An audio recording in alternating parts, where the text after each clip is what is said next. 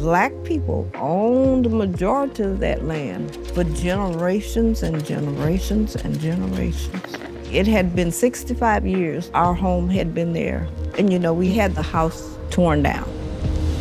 Today, I'm proud to announce that Sasol is now planning a $16 to $21 billion integrated gas to liquids and ethane cracker complex right here in Calcasieu Parish. This is truly a game changer for our state and especially Southwest Louisiana. The narrative that Sasol has sold is a lie. We're trying to uncover the truth. This company had expanded and destroyed their community, destroyed their ancestral home. There was something going on here. The people that's still here realized this was a sham. How the buyout affect me is traumatized. It's got to be tough on any community that loses their identity to an industry. I agree with that. Now, this property that Sasol acquired is sitting there, and Mossville has become a ghost town. Sasol tried to make it as if it was a dying community. No, it was not. It was home. Simple as that, it was home.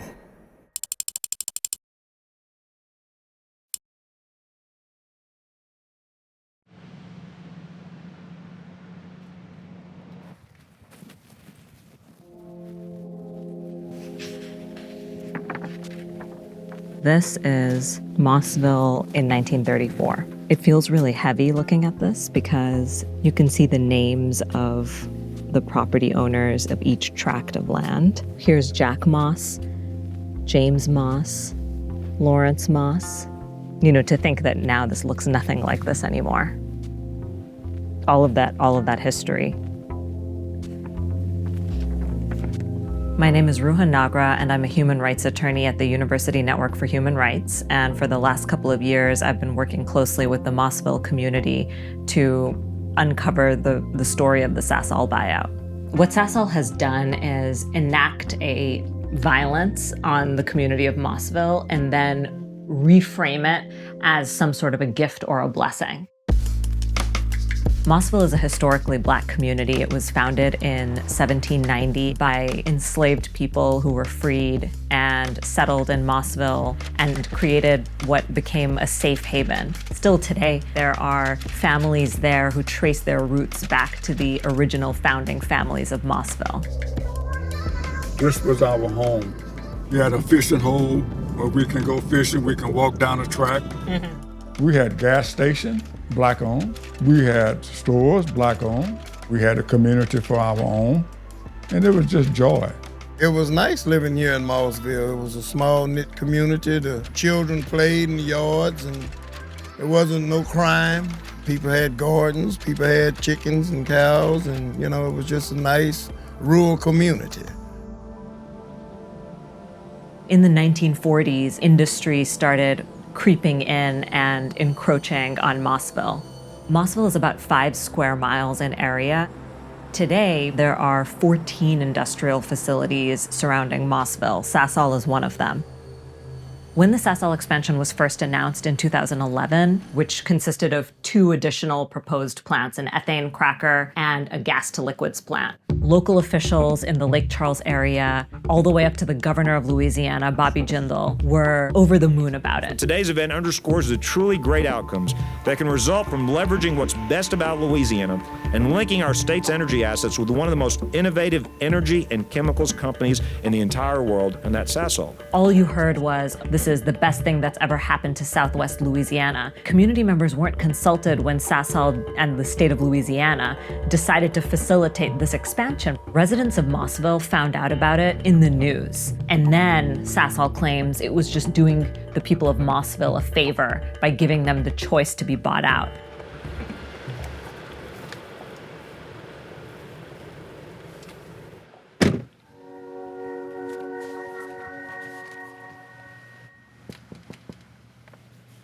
Hello. Hi, Miss Harris. So good to see you. It's been so long. Good to see you, too. In communities like Mossville, your land is your wealth. It's everything that you have. It's what you can pass down to your children, and they pass down to their children. And to lose that land is to lose everything. How did things work out in terms of the situation you had in Mossville versus your situation now? I had a 3-bedroom house on a 50 by 100 foot yard. They led us to believe they would pay us and we would be able to find the same thing. It's once you signed up and got into the program that you found out, say for instance, if you had child support payments, taxes, house taxes, they took that out of the total of the money they were going to give you. And then the money kept decreasing. By the time it was distributed, I ended up with $40,000. You know, I just thought, what am I going to do with $40,000? I said, I'm just going to try to find a trailer because I can't find any land around here. So when I got my mobile home, I paid cash for it. So I'm kind of a survivor. I do what I have to do to make it, you know, and I have not looked back. And I'm one of the fortunate ones. After the Civil War, a lot of African Americans purchased land and didn't have access to attorneys to be able to handle the will and the succession. And so land was passed down from generation to generation and became heir property that was owned by dozens or hundreds of heirs. And this turned out to be a really significant issue in the Sasol buyout of Mossville, that some people are going to end up with $10,000 or $20,000 or $30,000 and would have to relocate with that amount of money. Sasol was aware of this and yet didn't do anything to correct for it, to account for it, knowing that the company was buying out a historically Black community. Sasol is a South African corporation that was using technology that was developed by the Nazi regime to convert coal to oil. It was established in 1950, and it shielded the South African government from the consequences of its apartheid regime. This map shows the voluntary buyout area. And so these two areas that are outlined in red were both part of the voluntary buyout program. This smaller area here is Brentwood, which is predominantly white. And this larger area is Mossville, which is, of course, almost entirely Black. Even though both of those groups were subject to the same voluntary buyout program, the same terms, the median buyout price in Mossville was 47% lower than the median buyout price in Brentwood. There was something going on here. We can talk about redlining, we can talk about mortgage discrimination. There's quite a bit of literature out there that shows that appraisers have implicit bias that causes them to value a Black homeowner's home as less than a white homeowner's home. Hi, Mr. Payne. Hey, how you doing? I'm good. Great to see you. All right. Long time no see. I love your shirt. Thank you, thank you. How the buyout affect me is traumatized. I had to start all over again. Every penny that I got from Sasol, I had to spend that just to put my house back. What we received was not appropriate at all. After we divided the property up, my brother and sisters, each of us walked away with $24,000. I had to buy my land. That's out of the $24,000. I had to cut 12 trees down. That's out of my $24,000. I had to pay to move the house. We didn't know the city code. We didn't know you had to have an elevation survey, and we got caught in the cost. I had to take money out my little savings account just to finish putting my house together. It wasn't enough. It wasn't enough. In my work with the Mossville community, I spoke with as many residents as possible, both those who took Sasol's buyout offer and moved out of Mossville and those who did not take the buyout offer and stayed. Well, this is my man cave, I call it. The sign says Bozo's Boom Boom Room. That's my nickname, that's what they call me. This is where I make my wine at, the strawberry wine. I'm not planning on going anywhere for the prices that they are offering to buy my property for. It's not gonna happen. My name is Ronald James Carrier. I've been living here in Mossville since 91, 92, I moved here. When Sasol decided they was coming into the community, a lot of people who sold that didn't want to sell, but because, you know, they were way older than I am, so they had experienced more racism than I did. And they were, you know, still in fear of a lot of it. This community was here years before any of these petrochemical industries moved in. It feels as though you're being used. You know, Sasol just, you know, it's, in other words, big business get what they want and you get out the way. Now, of course, out of those two plants that were meant to be built by Sasol, the gas to liquids facility never got built. And now, you know, this property that Sasol acquired is sitting there, and Mossville has become a ghost town. This property here to my right is the Bernard family. They had 12 in the family. Now, this lot here to my left, I must give honor. Stop right here. This lot here is my grandfather's lot. My grandmother would sit on the porch and my mom would entertain her. They would drink their little beer, and my mom would cook. And she would tell us, stir the meat, cut onion in the meat, cut seasoning in the meat. And this is how we learned how to cook, by just doing that.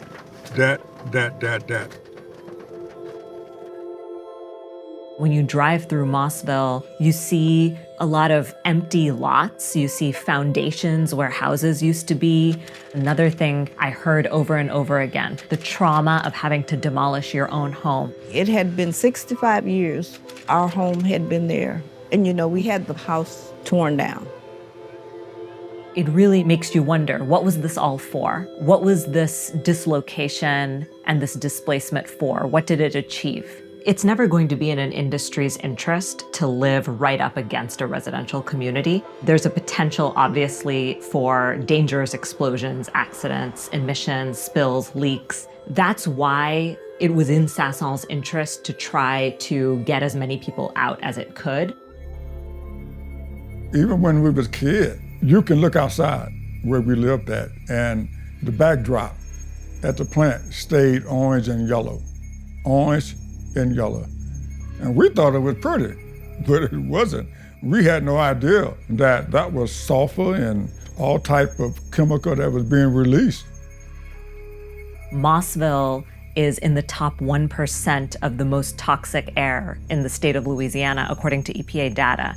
And recently, Sasol was ranked as the #2 super polluter in the nation. My family have lost my father, cancer, a brother, died of cancer, a sister died of cancer, a mom, kidney failure, another brother, he had kidney failure, and then he died of cancer.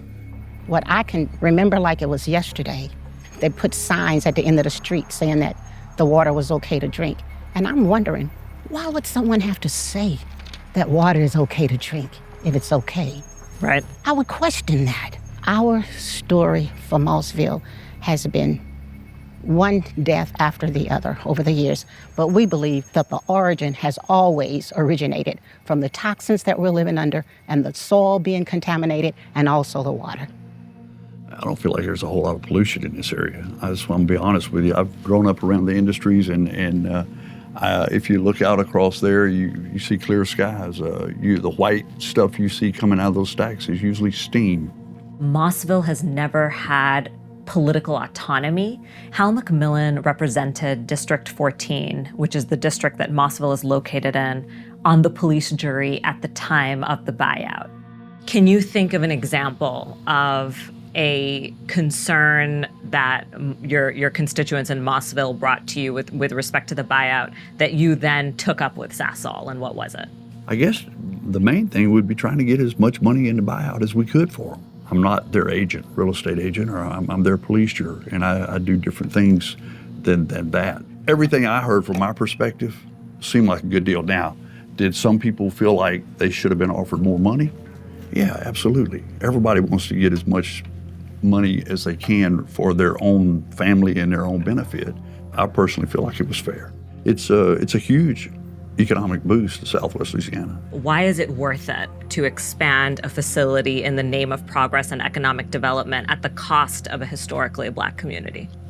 Yeah, that's a good question. That's a tough question to answer. I can tell you that the Mossville community has its own section in the historical library in downtown Lake Charles. They've gone in and they've collected a lot of the Mossville memorabilia from the years it was there. Now, it's got to be tough on any community that loses their identity to an industry. I agree with that. But Sometimes in the name of progress, throughout the United States, there's been places that said, wow, we're going to lose this, but we're going to gain this. Nobody was forcing anybody to make these moves. It was their own decision after they met with Sasol and saw what the buyout was. Residents of Mossville described a number of different tactics that Sasol used in order to make them feel that they had to move. The police jury voted unanimously to rezone areas that were going to be surrounding the Sasol plant expansion from residential to heavy industrial. That means noise, that means dust, that means pollution. That really put pressure on people and made them feel like if we don't get out, this plant is going to go ahead and just build right around us. The Port Authority of Lake Charles voted to seize the properties of anybody who was in Sasol's pathway who did not agree to sell to Sasol. That sparked this fear in people that if we don't sell to Sasol in the voluntary buyout program, our property could be seized by eminent domain. A lot of people expressed this was a false choice. Either you stay, you get sicker, you die prematurely, you live with a plant in your backyard, you live with noise and dirt and pollution and contamination, or you leave. That's not a choice. It's been raining a long time. I didn't think it was going to rain this long. Mr. Payne, do you think that there will ever be justice for the people of Mossville? No, the people of Mossville will never receive what they truly deserve. Communities just don't pop up. Communities are made. We had to relearn how to be content again. And we had to learn how to laugh again. Sasol don't care about the people, period. They never did care about the people. All they care about is Sasol's bottom line. That's profit. But you ain't gonna come here and just misuse me. Not like that, no. I've been fighting, struggling that all my life, you know? There ain't never been an easy way for me, but I'm not going down without a fight on this one. And I'll stay here till I die, and that's all it is to it, or give me what I ask for. And it's not much what I'm asking for. Fair deal, let me go. But I'm not gonna do it no other way. Brushing them teeth, gonna make them pretty white. I have gotten the distinct sense that the story of Mossville is very much still alive. People will say, I might not be there in my physical person, but my heart is still in Mossville, and it always will be, and it'll always be home. I miss it, and when I miss it, I'll take a ride through there, get out and walk on the grounds, like we're not supposed to do that, but I don't care, you know? They're not doing anything with it. And so I try not to think about it too much, because when it's all said and done, it's over. No one can take the memory, the joy, even the pain. No one can take the pain from you. It's my pain. And I just want to hold on to my pain. Because when I hold on to my pain, and it make me hurt to think about it, and then I think about the goodness of God, and then I just start rejoicing. Sometimes you got to have a little pain so you can rejoice.